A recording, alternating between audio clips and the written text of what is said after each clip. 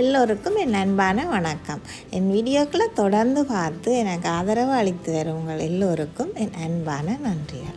என் சேனலை நீங்கள் சப்ஸ்கிரைப் பண்ணாமல் பார்க்குற நீங்கள் இருந்தால் முதல்ல சப்ஸ்கிரைப் பண்ணி பக்கத்தில் இருக்கிற பெல் ஐக்கனையும் ப்ரெஸ் பண்ணி ஆல் என்றதை செலக்ட் பண்ணி வச்சுக்கொள்ளுங்க.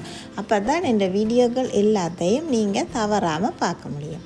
இன்றைக்கு நான் ஒரு ரெசிபி தான் செய்து காட்ட போகிறேன். அது சுறா வரை. இந்த சுறா வரையை வில்லேஜ் ஸ்டைலில் யாழ்ப்பாணத்து முறையில் நான் செய்து காட்ட போகிறேன். வாங்க எப்படி செய்கிறதுன்னு பார்க்கலாம்.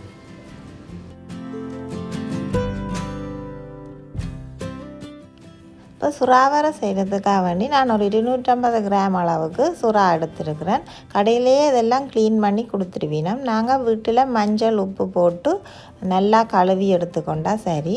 அதுக்கப்புறம் இந்த மாதிரி ஒரு சட்டி எடுத்து அதில் இந்த சுறாவை போட்டு ஒரு டீஸ்பூன் அளவுக்கு உப்பு சேர்த்து கொஞ்சமாக மஞ்சள் தூளும் போட்டு அதோட கொஞ்சம் தண்ணி சேர்த்து முதல்ல அவிய விடுவோம்.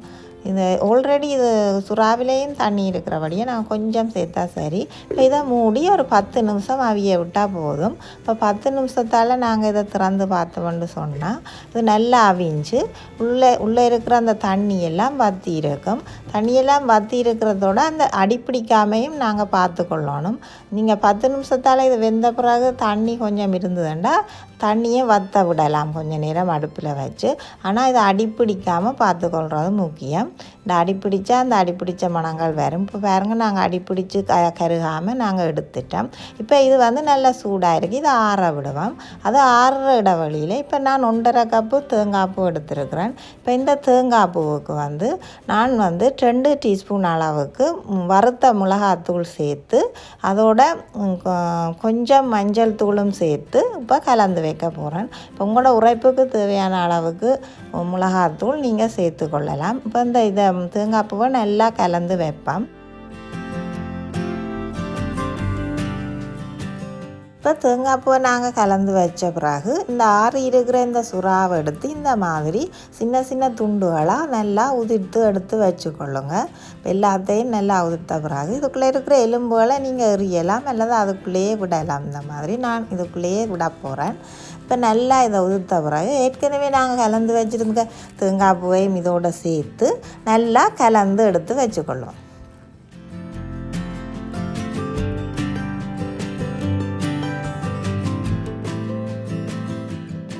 இப்போ இந்த மாதிரி நல்லா கலந்த பிறகு நான் ஒரு 1/2 டீஸ்பூன் அளவுக்கு உப்பும் சேர்த்து கலந்தெடுக்க போகிறேன். ஏற்கனவே சுறாவை அவிய வைக்கக்குள்ளே ஒரு 1 டீஸ்பூன் அளவுக்கு உப்பு சேர்த்துருந்தேன். இப்போ உப்பு உங்களுக்கு தேவையான அளவுக்கு நீங்கள் சேர்த்து கொள்ளலாம். அதுக்கு பிறகு இந்த மாதிரி கலந்து நல்லா வச்ச பிறகு நாங்கள் ஒரு பெரிய மண் சட்டி ஒன்று எடுத்து அதில் 1 டேபிள் ஸ்பூன் அளவுக்கு நல்லெண்ணெய் சேர்க்குறேன். அதோட 1/4 டீஸ்பூன் அளவுக்கு கடுகு சேர்த்து கடுகு வெடிக்கக்குள்ளே ஒரு 1/2 டீஸ்பூன் அளவுக்கு பெருஞ்சீரகமும் சேர்த்து அதோட ஏற்கனவே நான் குத்தி வச்சுக்கிற இஞ்சி உள்ளி பேஸ்ட்டும் ஒரு 1 டீஸ்பூன் அளவுக்கு சேர்த்து இந்த இஞ்சி உள்ளி பேஸ்ட்டோட பச்சை வாசனை போகும் வரைக்கும் சாதுவாக வறுத்து எடுத்துட்டு பிறகு இந்த மாதிரி சின்ன சின்னதாக கட் பண்ணி வச்சுருக்கிற வெங்காயத்தையும் சேர்த்துக்கொள்ளுவோம். இதுக்கு நான் ஒரு 3 மீடியம் சைஸ் வெங்காயம் எடுத்துருக்கிறேன். அதோட ஒரு கைப்பிடி அளவுக்கு கருவேப்பிலையும் சேர்த்து நல்லா இந்த மாதிரி வதக்கி எடுத்துக்கொள்ளுவோம். இப்போ நாங்கள் நல்லா கண்ணாடி பதம் வரும் வரைக்கும் இந்த மாதிரி வதக்கி எடுத்தோன்னே ஏற்கனவே நாங்கள் கலந்து வச்சுருக்கிற இந்த சுறா தேங்காய் பூ வரைய இதுக்குள்ளே சேர்த்து இப்போ இனி வறுத்தெடுக்க வேண்டியதுதான்.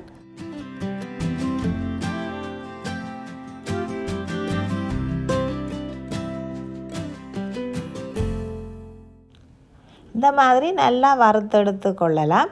இது 5 நிமிஷத்துலேருந்து 10 நிமிஷத்துக்குள்ளே வறுவட்டுரும்.